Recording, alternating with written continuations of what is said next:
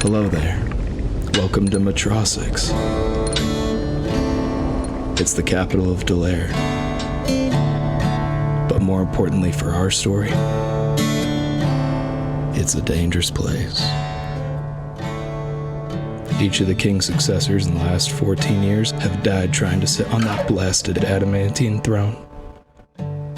It's not just dangerous for the high lords and ladies, though. Without a strong leader, the presence of the city's watch is barely felt and rarely respected.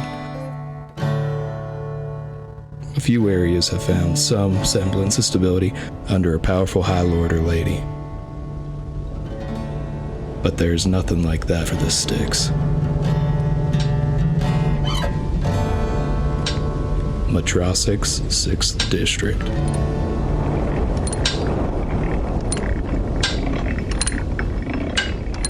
Welcome back to Toss the Dice. Last we left off, we were in the planning phases.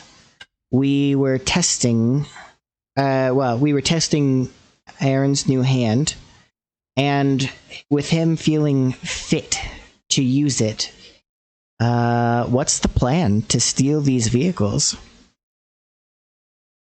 Right. Well, our plan is to steal the vehicles from the Red Gears, and we are going to be hiring outside help. But I want to make sure that we all have our masks made before we do that, because we're not going to be trying to do this as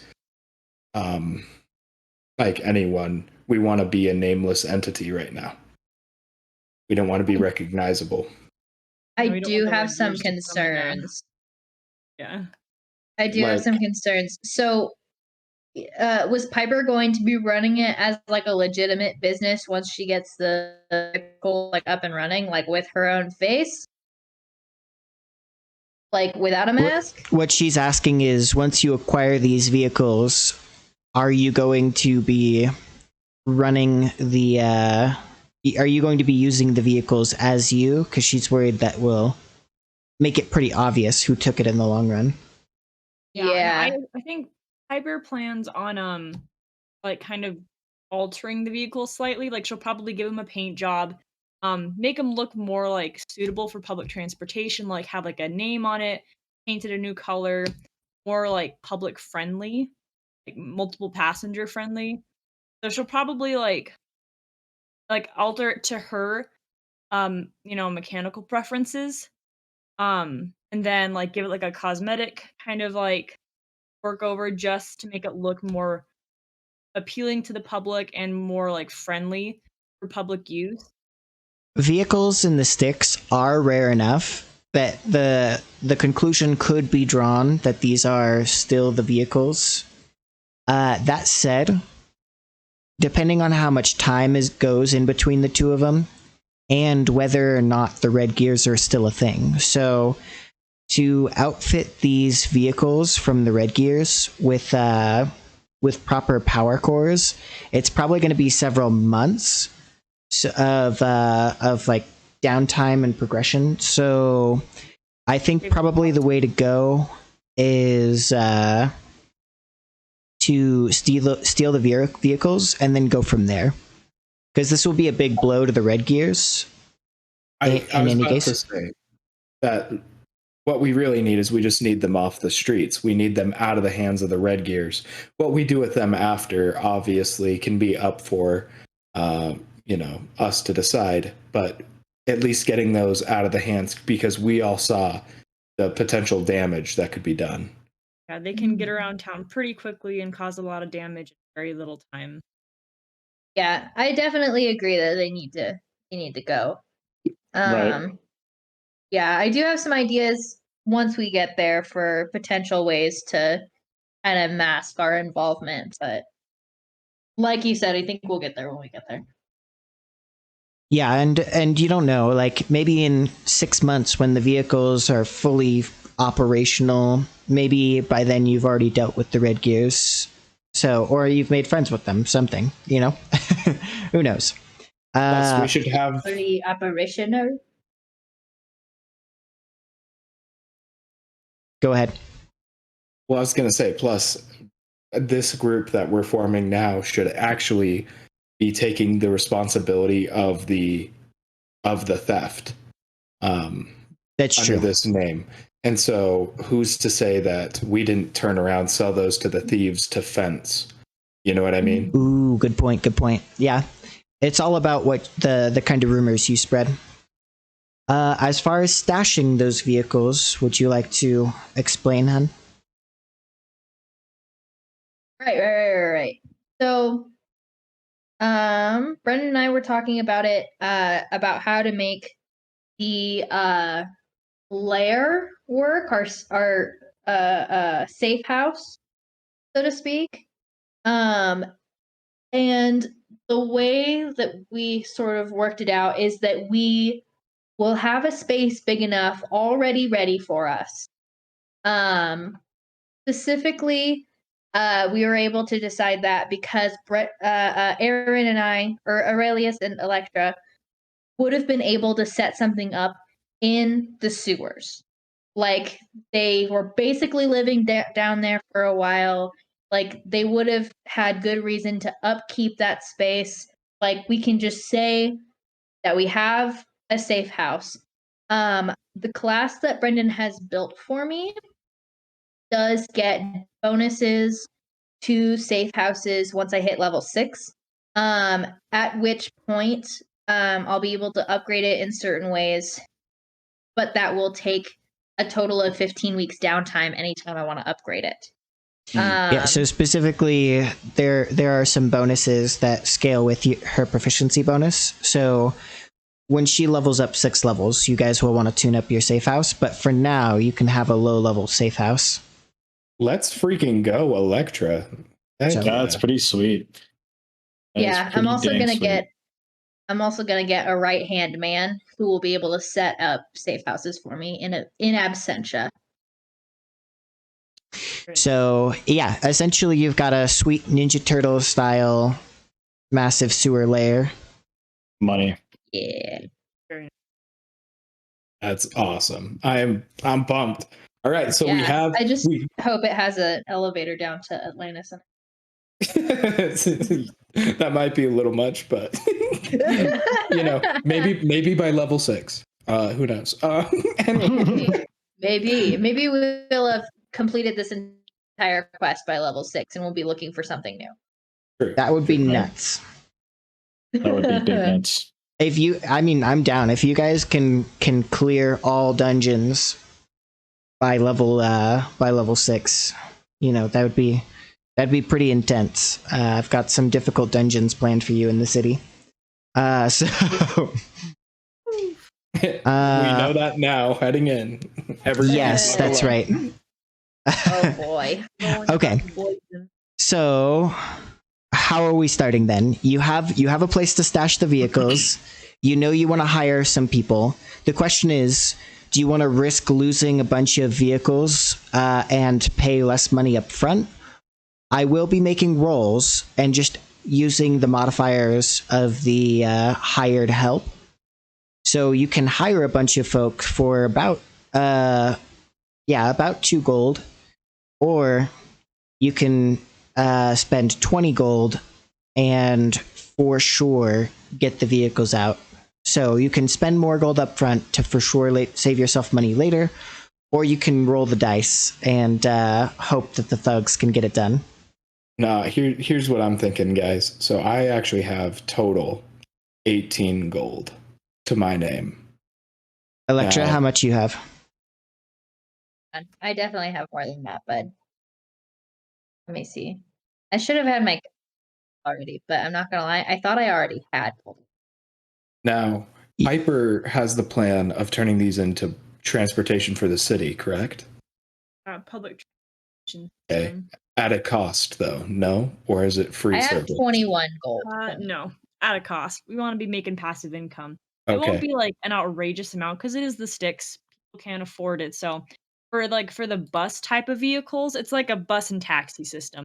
For the single passenger drivers, they're faster. You'll get to where you want to go faster, but they're going to cost you a little more. The bigger transportation, like a double-decker bus sort of situation, that's going to cost you less.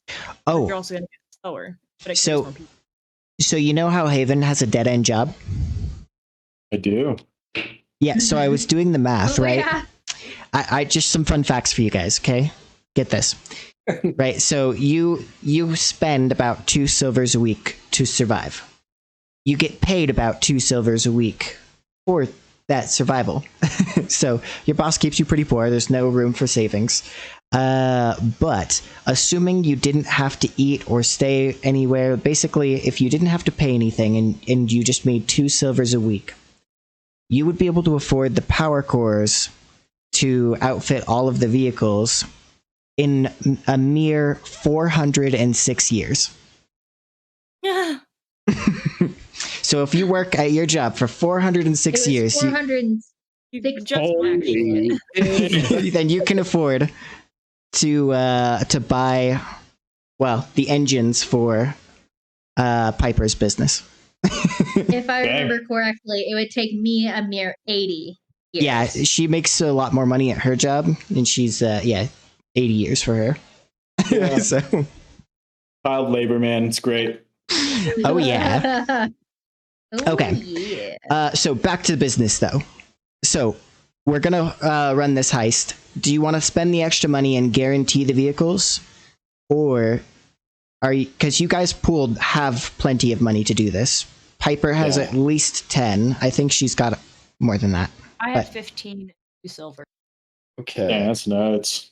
So for my vote, and I'm putting this to everybody, I would like to just pay for the right help, because I think the more vehicles we have, the more vehicles that's out of the hands of the red gears, and the more potential income in the future. Yes. Yeah, So I Brendan, agree. For one of the bigger bus-like vehicles, how much money do you think that would make a day? All the passengers. So I was actually doing the math on this, and a fair rate in the sticks, hiring help and everything, it would only take about a year to start like making money, even after all your expenses. It does depend on how successful the business goes. So the more fares you get, like the more passengers you get per ride, you could potentially be making money within months. Especially if you're releasing vehicles one at a time, then you could recoup your profits like every couple months. See, it's perfect. And then after the first year, it's pretty. It's pure profits after the first year, basically. Just So minor how repairs. soon can you get the vehicles out? How soon will they be out on the street? So actually, one vehicle. I was actually thinking, so for Haven, the Adamantine Soul Sorcerer, I was thinking about how I didn't put anything in the subclass to actually beef up crafting, and I feel like that was a mistake. So I want to add in there that maybe when Haven works on something, he's worth an extra like helping hand. So it's +1 week for each week that you put into it. Like you get double the crafting time. So with Haven's help, you can actually outfit a vehicle every week. And actually, if you get is Aurelius proficient with Tinker's tools? I actually do think he is. Let me make sure. Under proficiencies, because to work with the guns, right? Because if he is, then yes, technically, okay. So technically, then in that case, Haven can put out a vehicle a week himself, and you can put out the two of you together can keep up with him. So you can basically, with 1 week of downtime, outfit 2 vehicles for use. On the other hand, the power cores. Now, this is where it gets interesting. The power cores are the expensive part of the repair of the modifications you want to make to the vehicles. Because without the power cores, you're going to have to use what the red gears use, which is manpower, right? You know, the people pedaling to charge the self-motivated engine. The self-motivator, I guess. Nah, there we go. basically they power the engine with people power.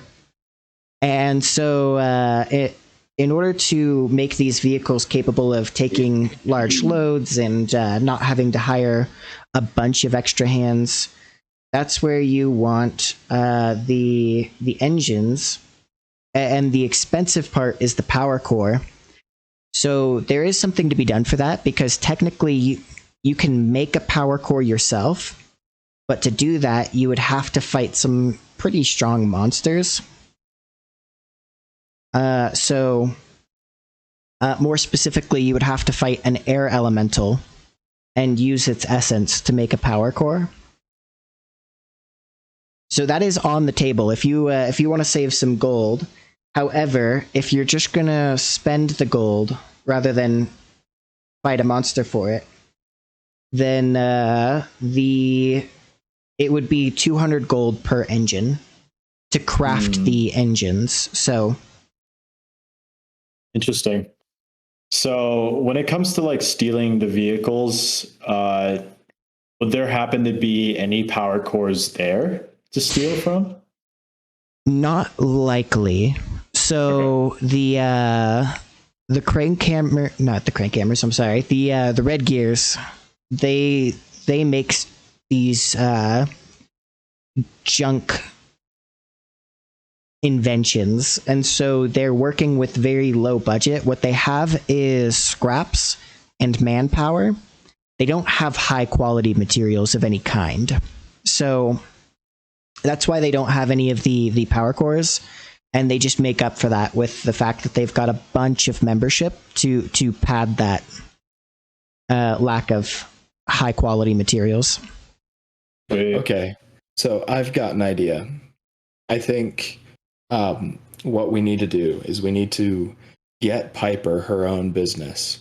And what I mean by that is I'm going to visit somebody who doctors documents, and we're going to get her a business that she started, say, 3 years ago. That's going to be manufactured date. Piper, actually, courtesy of her subclass, the Smuggler, actually gets the ability to forge documents at will. Yes. So. Okay. So, Piper, we need you to forge documents for this company that you founded years ago. That way, when these vehicles end up getting fenced, in air quotations, to you, you already have the documentation to prove that you were already in the market. That is a splendid idea, and 100% something that's within the scope of the feature that I gave the subclass. So, yeah, let's rock it. Let's do it. I think that's genius. So I think also last thing is that we should hire on help to act as basically self-motivators instead of going for those engines right now. I'm sure there are folk that we can pay to peddle them, and we will make back that profit seemingly fast enough to cover it. That actually might be difficult, because with the wages, you'll have to pay them about 2 silvers a week. And so, well, you can recoup the cost. It means that you would have to carry like triple the amount of people. Like basically, let's see, if you've got 20 vehicles, that means hiring 40 extra people to power them. Yeah, at 2 silver a day. I see how that adds up. Okay. We could advertise. We could have Big Al advertise at his tavern. That's true. Yeah. Since we helped him out, I'm sure he wouldn't mind putting in a word or two for us. Pretty good idea. All right, so all we have to do is get them. I'll let Will Turnbuckle know as well. I'm sure he'd be pretty willing to the word his tavern too. All right. Sounds like a whole plan in motion. Yeah, so the extra workers would come out to a 208 gold a year. costing you extra. So on the one hand, not the best plan right now. Yeah, it basically ends up costing you a whole motivator every year. What you could potentially do is to make sure that your profits are instant, you could actually split the difference, and you could go, instead of buying the air essence, the air elemental essence, you can just go. You can fight the first two, save yourself 400 gold, and then start buying engines after that. Oh, fight the first two air elementals? Yeah, I think that's the best chance we have here. Alternatively, you could steal the gold you need for the motivators, as your second mission as the specters of the Styx. It's not a bad idea. I'm actually more for that. The more we can dismantle the corrupt systems in place and disrupt, the better. Maybe we steal the vehicles from the red gears and we steal the finances from the the heavy brass. Stealing from good old Kimon. I like it. I do too. I'm here for it. Sounds good. Okay, then what's the first step? The first step, as always, is... I'm sorry, actually. The first step, if you are hiring the thieves, which I think is a good idea, then the first thing you have to do is go to the Thieves Guild. And that's where we're headed. There we go. All right. First step is getting the crew together. Oh, well, I'm sorry to interrupt then. You were on it. Well, and here's the deal. Just to ensure that none of us let slip what's going on, we all have to go as the specters in order to start this job. Well, you absolutely can, but discretion is definitely one of the primary things of the Thieves Guild. Okay, so, all right. So, and they can be trusted. There's no leaks. Not yet. No, they seem like a highly qualified group. Yeah, I mean, I'm sure they have plenty of people that hire them to steal stuff, so they gotta keep a tight lip on a lot of stuff because a lot of people hire them for. Yeah, it's not known who does what, but they definitely get hired by the major nobles all the time. So okay, so not a big deal. All right, like yeah, they do work high profile things, and no information has been leaked as of yet. All right. Do any of us have an informant? I do. You do. As to so I know people. Yeah. Let's use Piper as our front man to go talk to the Thieves Guild. You don't need an in for the Thieves Guild. They are well known that they exist, even though they're discreet about the jobs they take. If that makes sense. So you can just approach it as normal. As long as you're not hostile, they won't kill you on entrance. Okay, awesome. So I'm here to pay you guys money. Yeah. In fact, I think it would be a bad idea for you not to go, as I'm sure that visiting the old palace for the 6th district would be a big deal for Aurelius. Yeah, okay. So as what's the scene here? So I can get into this. Yeah. If we've got nothing holding us back, then I'll take us right to that point. So, as you approach the palace, many of the walls have portions, or the wall around it has many portions that have crumbled down to form a walkway. It looks like they were probably old wounds from some kind of battle where the wall was torn down in certain parts. But at this point, the weather has smoothed out a lot of the stone, and moss has grown on it so that it almost looks ancient. But of course, knowing any history of the Styx, this isn't that old. Whatever happened to this place, it would have happened in the last 30 years. And then the towers are quite tall. They loom above the sticks, and they seem to echo a more grand time when the sticks wasn't just a bunch of broken down wooden buildings with holes in their roofs. However, as if in resonance to the destruction of this place, we have the shabby look of the sticks. However, this area itself is well paved, and it has none of the markers of gang violence that the other areas of the sticks does. So there's a lot of places as you go around the sticks that you'll find different marks of like burnt buildings and bullet holes and barred up windows. This place has none of that. The smaller houses that are around here, the palace itself has glass that isn't broken, windows that aren't boarded up. There's no bullet holes of any kind anywhere. Any damages that are here, they look old. And as you walk up to the large doors, there is a man who seems to appear out of thin air. Clearly, he has turned out from some hidden area in the wall. But he, as I said, he seems to appear before you. And he says, "What is your business?"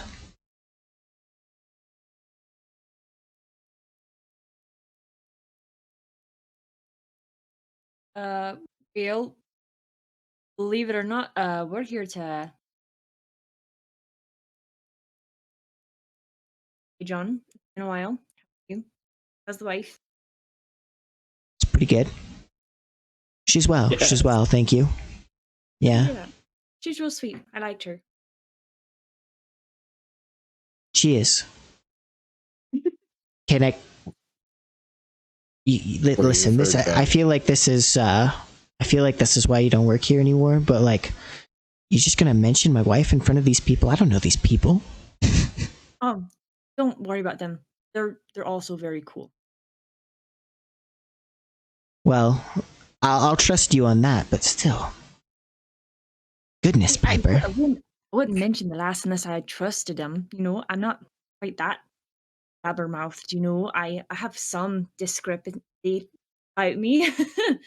But anyway, enough about the chit chat, and we do want to inquire about some hiring. So, this man is an older gentleman, and he takes a look at you, Aurelius, and he says, "Do I know you?" My name is Aurelius Aquile. Aquile?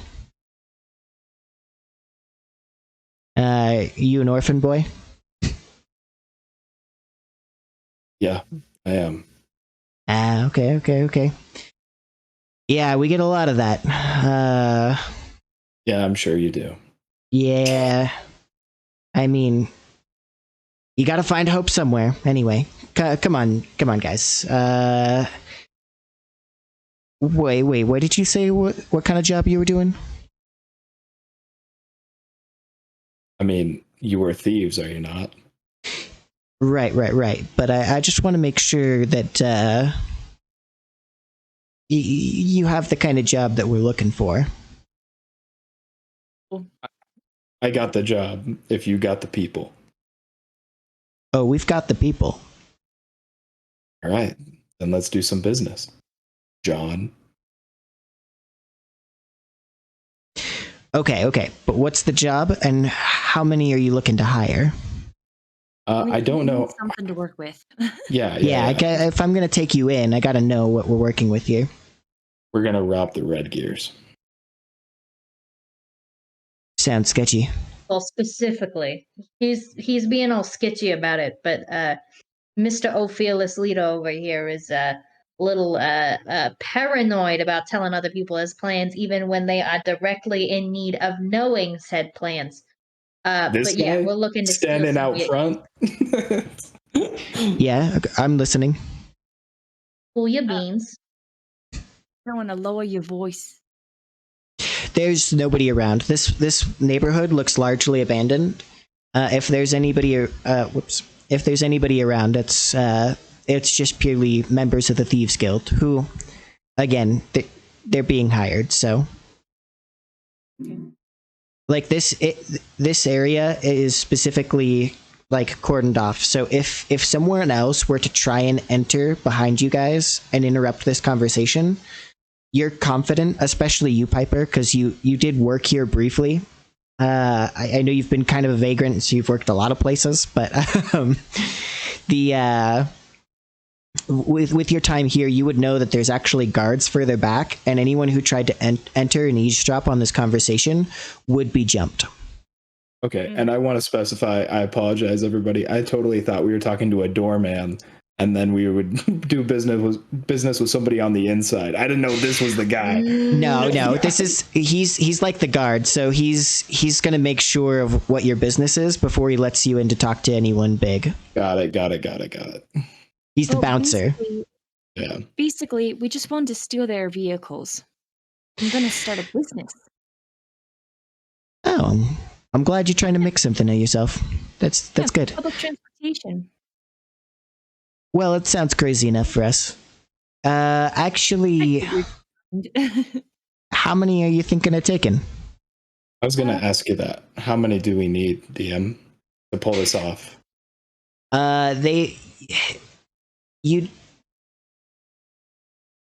If you guys are participating, which you'll have to, I wouldn't have it any other way.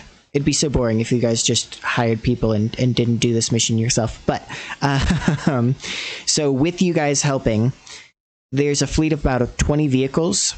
So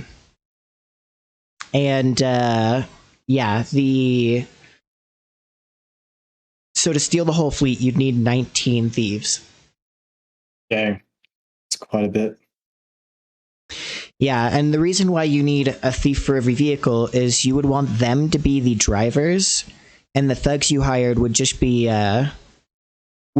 powering. Yeah, they'd just be pedaling the vehicles, because you want to make sure that there's good drivers that you can trust. So, all right, Piper, tell them how many we need. Huh? Tell them how many thieves we need. Oh, we need 19. Oh boy, that's a lot of thieves. Vehicles. I think we've got the manpower right now. We'll have to see. Are you flexible in your time frame? Because we might have to wait for a few more to come in off of other jobs. Actually, you know what? Listen, I'd love to be a part of this job, but I think you should. This is kind of a big deal. So, with this kind of undertaking, I think you should really talk to Bastion. So, Ooh, little Bastion. Yeah. Now, you guys probably recognize this name. He's quite the legendary thief in the sticks. The head of the Thieves Guild is Bastion Black. So, yeah. He says, why don't you guys come on in? And, yeah, we'll see what we can do. And he ushers you guys through the door that starts opening as he starts walking towards it. And he leads you deep into the palace. As you walk through the halls past the place, the place is in disrepair, but it does look lived in. Like the thieves definitely walk this area. And as you're walking, Braz says to you, Aurelius, he says, John was quite a young thief, but I remember him. He's a good man. My dear wife, she's the one that hired him specifically. She really felt like he was trustworthy. I wouldn't answer, but I need to know. Hired him for what? So the old nobles of this Styx had thieves just on hand for various tasks. They functioned almost as a spy network in addition to being thieves. All right. They were also somewhat of a secret police as well, depending on what they were hired for. Not all of them were trained in that regard. Most of them were just meant to be a spy network. DM, I have a question. Do I know why this place is significant to me?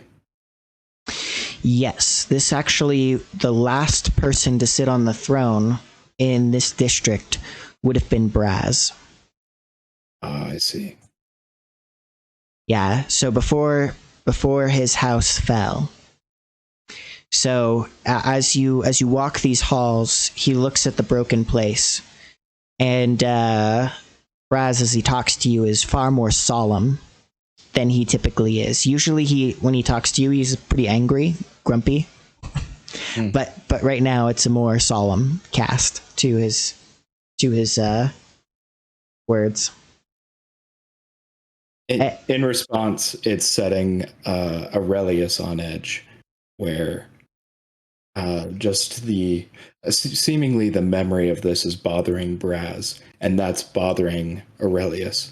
Hence why he was so short with John, and so short so far with those around him. So there we go. Sorry. So, as he walks you through the halls, you come up to a more ornate door, and there's two thieves standing on either side. They wear leather armor, and their arms are crossed, and they're leaning against the wall casually. However, you do get the feeling that while their demeanor is casual, that they would be ready at like the drop of a hat. So as you walk up, they immediately call out to John and ask, "What's this about?" And John explains that well, they've got a big job. Big John. They've got a big. Yeah, let's go, John. Yeah, Big John in the house. Making his way up. No, they've got a big job coming up, and I feel like it's something that Bastion would be interested in. And as they say this, they kind of look puzzled a little bit, but they don't stop John, who just keeps walking as he explains this. And as he gets to the door and opens it up, there's a man who is slouched, sitting sideways on the throne. The throne has a chunk missing out of the top, but he's talking with two other men.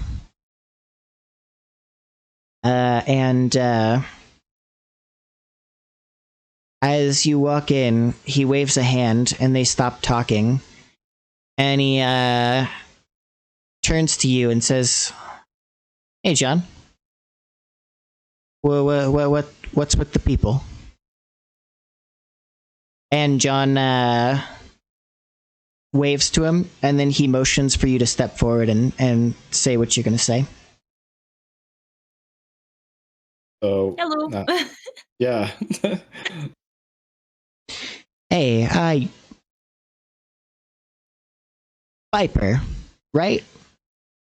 Right? Yeah, that's me. Did I fire you? Did you quit? Well, I quit. Okay, that's what I thought. Okay. Oh. I think you're confusing me with that other chief. She was a wee taller than me. Yeah. I don't know if I know another tiefling, so maybe. I apologize if I do know another, and I've just been thinking of you as the same person. That feels a little rude. I get confused with other tieflings all the time. I'm kind of used to it by now. We all look very similar. It's the horns and the teal. It's see one, you see them all.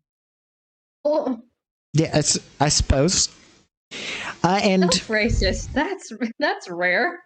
Yeah, as she's saying that, Aurelius is definitely distracted, eyeing the throne and not taking in what Piper's saying at all.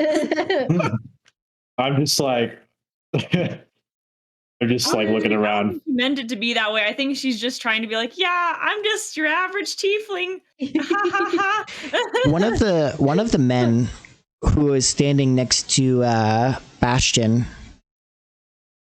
he looks at you and he's staring at you. He's staring at you hard. Which you? Aurelius, I'm sorry. Okay.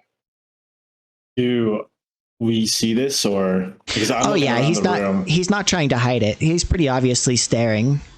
I asked, you got a problem? I don't think so. He's old. He's got this long beard, and he says, "You look very familiar to me. Do I know you?" My name is Aurelius Aculae. He responds a little bit differently than John did. His eyes narrow for a second, and he says, "Where were you born?" I was born here in the sticks.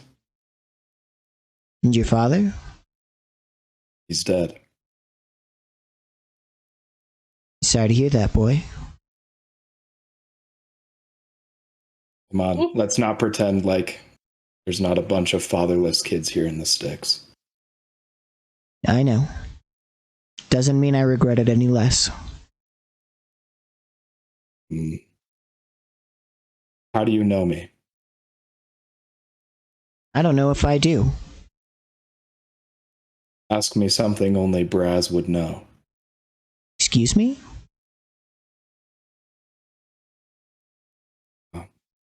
We might not know each other then. Braz. What do you know about Braz?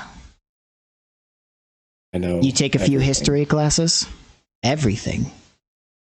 Bastion takes this in and he's looking at both of you. And he says, "What are you getting at, Quintus?" He claims to be Aculae.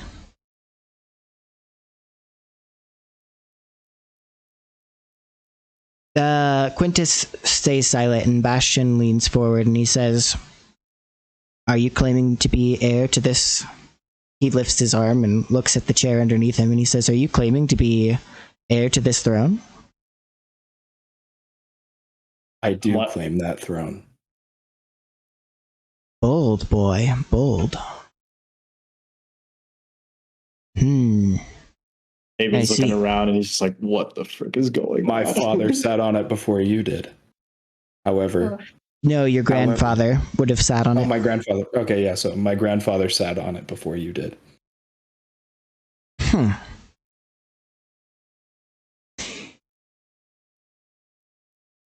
And your father, you said he died. Okay. So, what's the deal here? You think that your father was some illegitimate child of Braz? Okay, and I want to make sure I got this straight with you, DM. So it was actually I thought it was through the mother, or was it through the father? Father. Okay, that's right. Hence the name. Illegitimate. Yeah. Okay. No. Hence the family name Aculae. Okay. Yeah. Yes. Although your father is legitimate, however, no one here is assuming that that you are the son of a dead man, right? Yeah. Well, So, stepping up even more, he says, first off, he was the legitimate heir. He was not illegitimate. Boy, no one survived that night. No one.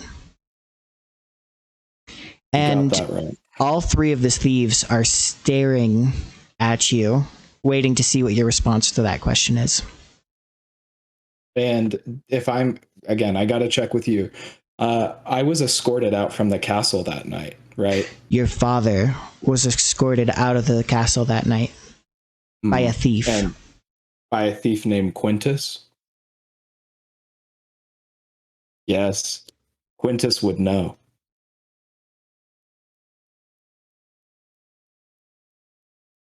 Wouldn't you, Quintus? Know what, boy? That someone did escape that night. Oh, and you say, Quintus, you would know? Yes, I do. I'm straight up saying it as it is. Aurelius, are you sure you want to do this right now? Man speaks plain. He's going in.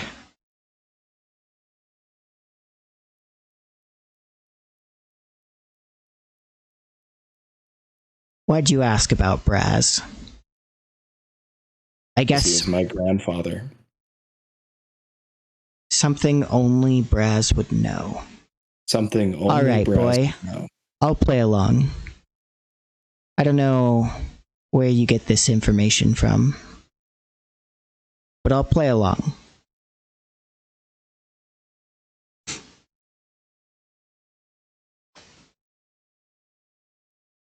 How would Braz have his tea? Like a lot of people would know that, wouldn't they? Probably only someone who attended him. Right? Is Elektra asking this, or are you trying to? Elektra is muttering off to the side. Okay. She's feeling stress and she's cracking under the pressure. Quintus says, "I asked my question." Hey, all right, do your weird thing, Aurelius. I'm gonna ask Braz. What is the answer to that? Do you actually ask them in front of them? Out loud? Yeah, that's the only way to ask him. No mental questions. It's a part of the tick, right? It's a part of the. Yeah. Yes, I do ask him. Wouldn't Braz be listening already? Yeah, Braz. Well, that's actually a good point. Yeah, if Braz is listening, like, yes, you're talking about me. I'm definitely listening now. Braz says, not a bad test. He's not referring to tea at all. He's not referring to what I put into my tea, although I do have that with a lot of sugar. But he's more so referring to when I take my tea and where. See, there was a lot of poisonings going on before the castle was sieged. So, to protect me, Quintus would deliver my tea in secret in the upper gardens. When? 3:30, almost on the dot every day. Although I was often late. So 3:30 in the upper gardens. And that's what he says. He says 3:30 on the dot in the upper gardens. That's how Braz took his tea. Extra sugar. Extra. Extra sugar. Bastion looks to Quintus. Bastion's quite young. He looks like he's only a few years older than yourself, Aurelius. Dang. So he's quite young. He might be in his 30s. However, as I said, Quintus looks old. And Quintus seems taken aback. And he says, I'm still a little unclear. legitimate or otherwise, whether he's your grandfather or not. I don't know how you would know that, but you do. And that I won't deny. And actually, Bastion seems surprised to hear Quintus acknowledge your answer as correct. And he says, who do you work for? Is this some... Go ahead. No, he was going to say, is this some trick of Talvis or Severand? This is no trick. My work is my own, and we're here on our business to help clean up the sticks.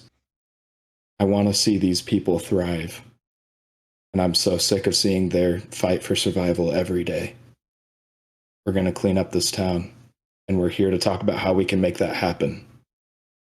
Well, Bastion says, well, I don't know if you're a spy of Suntus's, or if you're crazy. Frankly, it doesn't matter to me. What I care about at the moment is this plan of yours.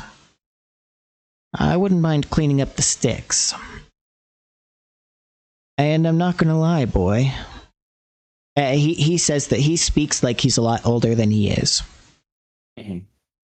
And he says, I'm not gonna lie, boy. I'm also interested in this, well, given Suntus's reaction, I'm very interested in your claim to the throne. You mean Quintus? Yeah, Quintus. Did I say Suntus? Yes. Yeah, you did. Yeah, so, and Quintus, yes. Thank you for clarifying. I do mean Quintus. So, in light of that, I'll make you a deal. I will do this job pro bono. The rest you have to hire. What do you say?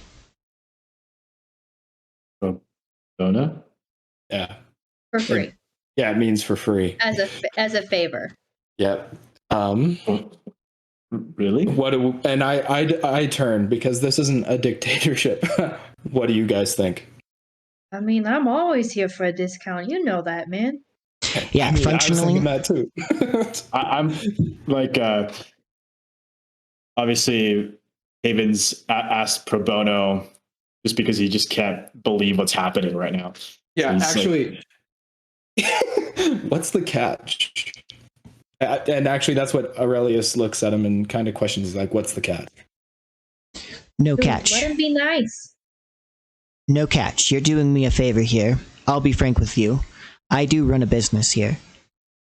Although, if we could again be funded by the throne, the palace here, that would be even better. However, whether your claim is true or not, and he does in fact chuckle as he says this, whether your claim here is true or not, either way, I don't think you have any funds to speak of. But that said, the red gears are a thorn in my side. I'd love to pay some of my boys here and offer them a huge slap in the face. But that said, I won't be sending anybody out on a dangerous mission. This is going to take a lot of coordination. And so the conditions are we take the job, but I want to make sure the plan is sound.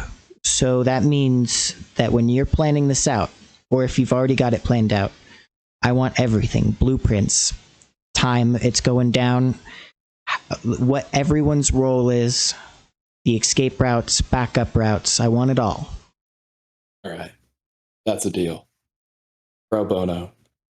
Pro bono. And he actually, there for a minute there, Aurelius lets down his guard and says, I can see you're a wise man, and it always helps to have a friend. And he actually holds out his hand. He kicks his legs off. He the whole time he's been hard chilling. Yeah. But he kicks his boots down, and he takes 2 steps down the stairs that lead up to these the throne, and he shakes your hand and he says, "Hey, whether this is some kind of delusion or whether it's true, for what it's worth, you seem all right to me." And he shakes your hand. Yeah, that's what I said, almost word for word. She's not. But he doesn't let go though, and he leans in a little closer, and he's like, "But I hope you know that if you are lying, I will have to kill you." And then he pleasantly releases your hand and walks back to the throne. Yeah, Aurelius doesn't say anything in return.